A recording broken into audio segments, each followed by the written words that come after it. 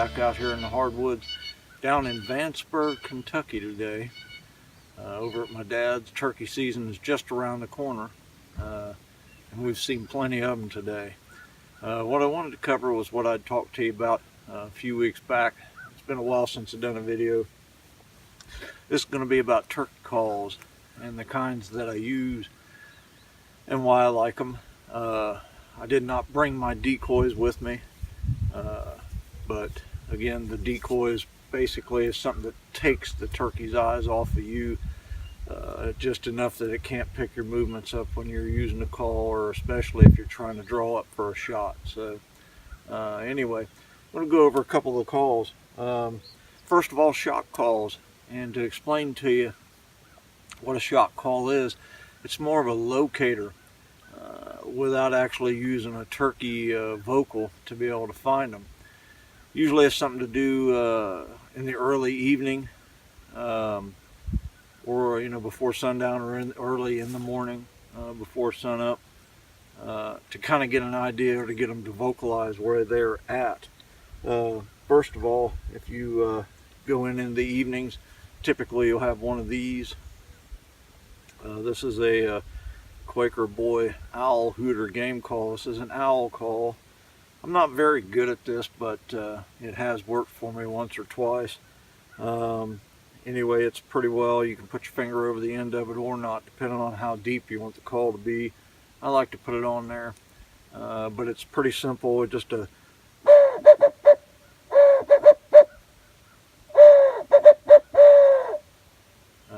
that kind of call. Without the finger on it, it's like a. So using that in the evening, turkeys have a tendency to vocalize or to gobble off. That'll kind of give you an idea where to set up. Keep in mind, you do want to try to avoid getting right on top of them, because that kind of gives away your position, one. And the other one is that you may or may not know where they're going to fly down at, but this will help you find them in the evening, typically just before sundown. Another one that you can use, which I would prefer to use in the morning, I have the hammering crow call. Basically, it's an imitating of a crow. You can hear them in the background, off in the distance, if I get quiet enough. But pretty much on these, they all have different directions. This is like a foo type noise, is what you want to blow in, as a foo type thing. But you can put your hand over it to muffle it a bit, or you can keep it open and make it a loud call. But it's pretty much like a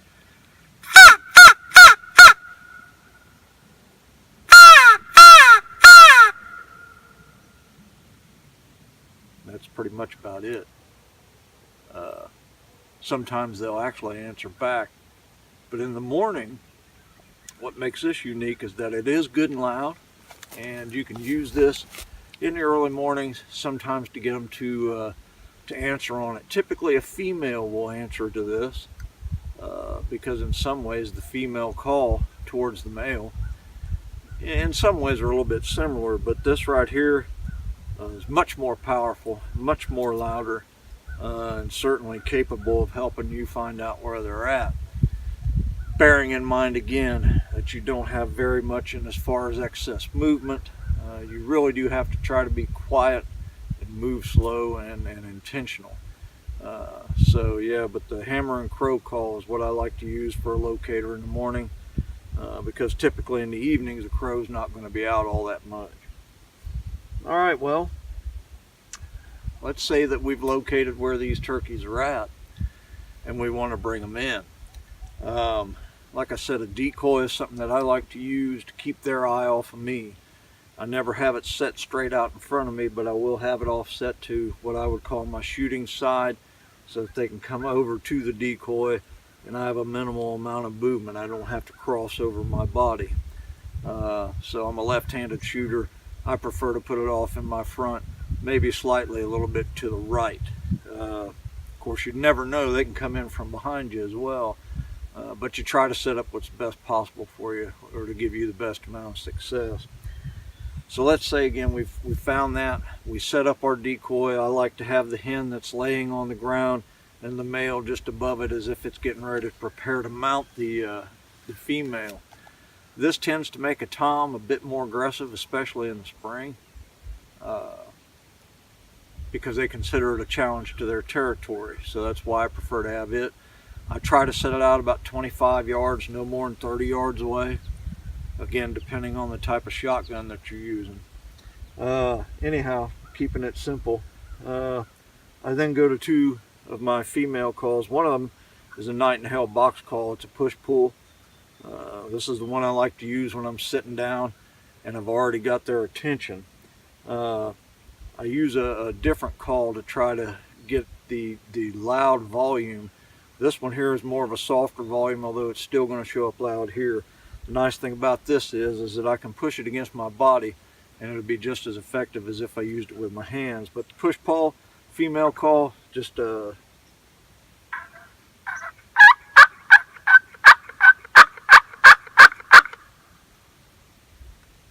you can use your hand.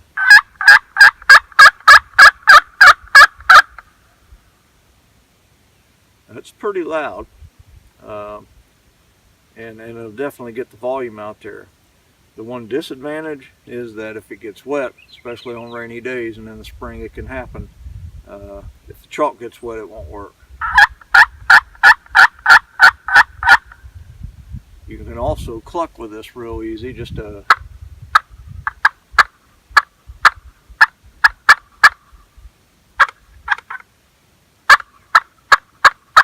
typically something like that once you get the male's attention. This is the one I use for the closer in once I know that they're coming and I want to entice him in. The other one that I use is a regular box call. This was made by a friend of mine. Tim gave it to me. But anyway, typical chalk handle one, and it's a lot louder.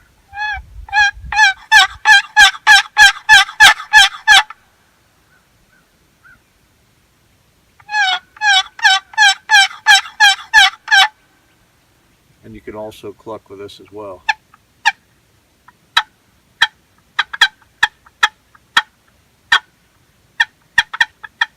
You can play with it. Rub easy for a soft volume, or a little bit more aggressive for a louder volume. That's the one I prefer to use when I want to reach out and hear something.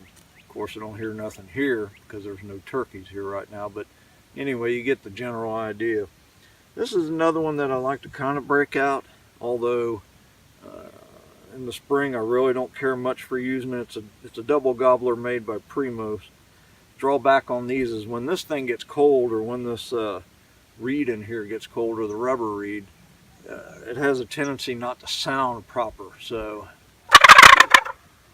you know, it's not very loud either. Plus this thing has a tendency to try to fly off. You know, you can do the, but I'm not very good at that, so I prefer to use the like that, or you could do that as well.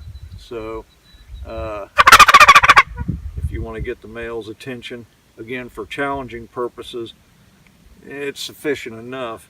Definitely not something that I go to every time on this. There's your hawk. See, they like to listen up on that type of stuff. Or not a hawk, but the crow.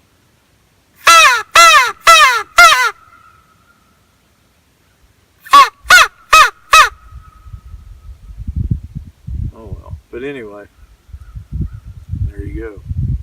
So, just my 5 basic calls. I know some people like to use the mouth calls. You know, to me, I'm not that good at it, so I'm not going to go out there and try to do that. I stick with what I'm comfortable with, and so should you. Well, they're all heading this way now, but so should you. Stick with something that you're comfortable with. Stick with something that you're familiar with. That makes the hunt easier, and your success is a whole lot more likely. I got shut out last year. This year I intend on getting something, but finding them is what you got to do. And you know, I prefer my weapon of choice is a Mossberg 500. pump shotgun 12 gauge. I do use 3-inch shells on those, and it reaches out there pretty good. 4-shot or heavy shot is about what I use on that. But yeah, that's pretty much about it. Hopefully I'll be able to get some recordings done for turkey.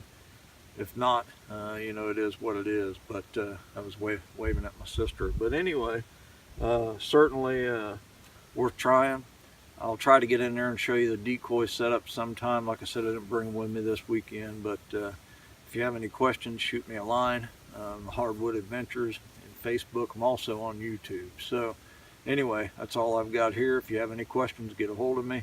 Want to try to go out turkey hunting, come on out. We'll talk to you later. Have a good day and get out in them hardwoods. We'll see.